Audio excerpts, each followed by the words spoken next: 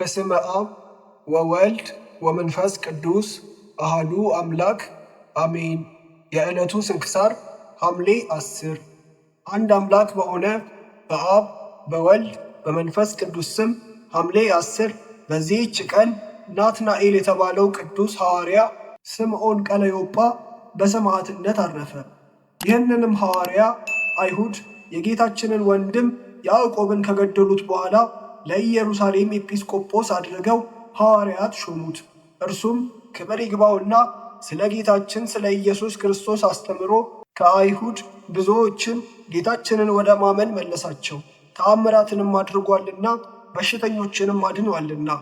ንጉሡ እንድርያኖስም ሴቶችን ከባሎቻቸው እንደሚለይ ንጽሕናቸውንም እንዲጠብቁ እንደሚያዛቸው ስለ እርሱ ሰማ።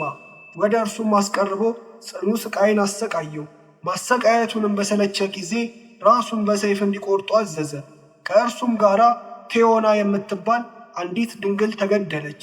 ለእግዚአብሔር ምስጋና ይሁን፣ እኛንም በጸሎቱ ይማረን፣ በረከቱን ከርዕሰ ሊቃነ ጳጳሳት አባ ማትያስና ከሁላችንም የክርስቲያን ወገኖች ጋር ትኑር ለዘላለሙ አሜን። በዚህችም ቀን ለአባቶች ሊቃነ ጳጳሳት 9ኛ የሆነ የእስክንድርያ ሊቀ ጳጳሳት ቅዱስ ከላዲያኖስ አረፈ። ይህም ቅዱስ በወንጌላዊው በማርቆስ መንበር 14 ዓመት መንጋውን እየጠበቀ ከኖረ በኋላ በሰላም አረፈ። ለእግዚአብሔር ምስጋና ይሁን፣ እኛንም በጸሎቱ ይማረን፣ በረከቱን ከእኛ ጋር ትኑር ለዘላለሙ አሜን። ዳግመኛም በዚህች ቀን ቅዱስ አባት ብስንዳ አረፈ።